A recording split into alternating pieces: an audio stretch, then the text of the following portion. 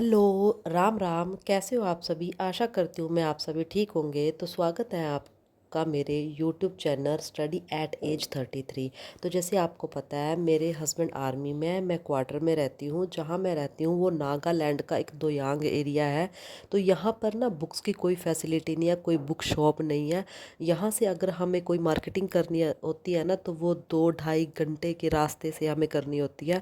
तो स्पेशल छुट्टी लेनी होती है। अभी देखो यहाँ पे इतनी जल्दी छुट्टी नहीं मिलती क्योंकि यहाँ पे स्ट्रेंथ बहुत कम है। तो मैं क्या करती हूँ, जब भी मुझे किसी बुक्स की ज़रूरत होती है ना तो मैं ना ऑनलाइन ऑर्डर कर लेती हूँ। और वो भी ना यहाँ नहीं आता, हमारा जो भी प्रोडक्ट होता है वो हमसे ना मतलब मार्केट बहुत दूर है, असम में आती है। तो यहाँ से हमारी जो फैमिली मेम्बर या फिर जो भी कोई भी जाता है ना मार्केट में अपने सामान के लिए, तो वो सबका ही सामान ले आता है। तो उसमें हमारा भी जो प्रोडक्ट होता है ना वो उसको ले आता है। तो मैंने ना देखो PYQ देखे थे लास्ट ईयर के, तो उसमें ना साइंस की वेटेज थी ना वो बहुत बहुत बहुत ज़्यादा थी। तो जब से मैंने PYQ देखे हैं ना साइंस के, तो मुझे अंदाज़ा हो गया है कि साइंस की वेटेज ना बहुत ज़्यादा है। तो सबसे पहले मैंने अभी क्या किया है, साइंस की NCERT ऑर्डर की है। NCERT ऑर्डर मैंने कौन सी क्लास की किया, 9th और 10th की, क्योंकि 6 से लेके 8th तक ना मुझे लगता है कि लगभग ना बेसिक ही है जो हम कर लिया, मतलब कर भी सकते हैं। और अगर मैं चाहूँ तो मैं करना चाहूँ तो मैं करूँगी भी उसको। तो मैं क्या करूँगी, बाद में घर जाऊँगी ना, जैसे ही हमारी छुट्टी डलेगी, अभी 1-2 महीने में हम छुट्टी जाएंगे, तब मैं 6 से लेके 8 तक की NCERT को कवर कर लूँगी। उसके शॉर्ट नोट वगैरह बना के ना ले आऊँगी अपने पास, क्योंकि उससे ना मुझे ना ऐसा लगता है कि जब लास्ट रिवीजन होती है ना तो उन शॉर्ट नोट से ना मुझे ना बहुत ज़्यादा बेनिफिट होगा।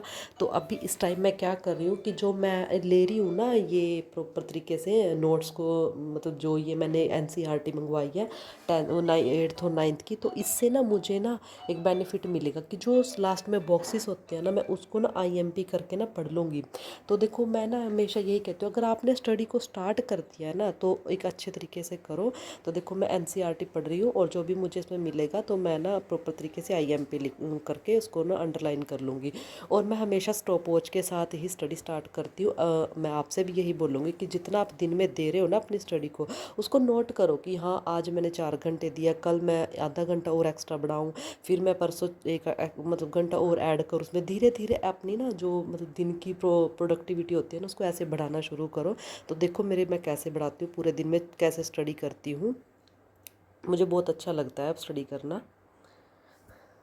तो जैसे ही मेरा एक स्लॉट कंप्लीट होता है ना साइंस का, उसके बाद मैं क्या करती हूँ, अपनी ना करंट अफेयर साथी के साथ लेकर चल रही हूँ। और मैं ना प्रतियोगिता दर्पण में से करंट अफेयर कर रही हूँ। जैसे अभी अप्रैल का मंथ चल रहा है तो मैंने ना मार्च की जो प्रतियोगिता दर्पण थी ना वो मंगवाई है।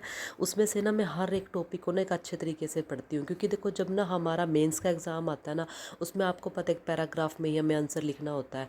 तो अभी से हम उस पर इतनी कमांड बना लेते हैं ना, और हिंदी मीडियम के स्टूडेंट के लिए तो बहुत ज़्यादा डिफ़िकल्टी है भाई।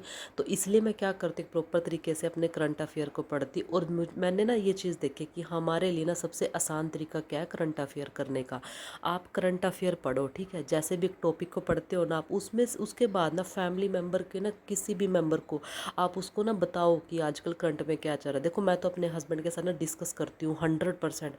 और वो भी मुझे अगर मुझे कुछ नहीं पता होता तो उसके बारे में ज़रूर बताते हैं। तो मैं आपसे भी यही रिक्वेस्ट करती हूँ, करंट अफेयर विद साइंस दोनों सब्जेक्ट को लेकर चलो अच्छे से, तभी आप कुछ कर पाओगे। अगर आपको एग्ज़ाम क्लियर करना पड़ चाहते हो, आप अपने मतलब जो हार्ड वर्क कर रहे हो ना उसका 100% देना। टॉपिक को प्रॉपर तरीके से ही करो जो आपको बेनिफिशियल लगे, ठीक है।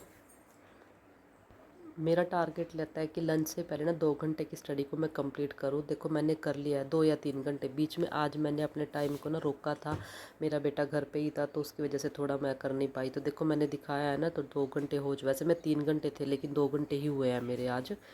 फिर ड्यूटी से मेरे हस्बैंड भी आ जाते हैं और मेरे बेटा भी आ जाता है। उनको ना मैं लंच करवाने के बाद ना फिर दोबारा से बैठ जाती हूँ। आधे घंटे का मैं भी थोड़ा मतलब नैप लेती हूँ। उसके बाद मैं ना स्टडी करने के लिए बैठ जाती हूँ कि भाई हाँ अभी मुझे दोबारा स्टडी करनी है। ये नहीं कि मैं रेस्ट नहीं करती, मैं रेस्ट प्रॉपर तरीके से ही करती हूँ।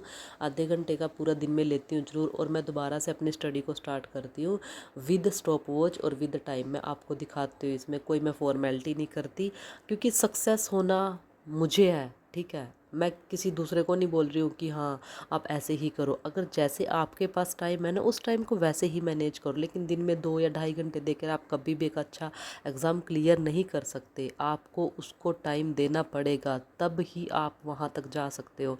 तो देखो मैंने 2 सब्जेक्ट आपने सुबह कर लिया, साइंस विद करंट अफेयर। अभी मैं क्या करूँगी, मैंने मतलब ना पॉलिटी को ना एक ऐसे टाइम में लेती हूँ, मैं जिस टाइम में मुझे लगता है कि मुझे नींद आती है मैं क्या करती हूँ, क्योंकि मुझे ना पॉलिटी बहुत अच्छा लगता है, ठीक है।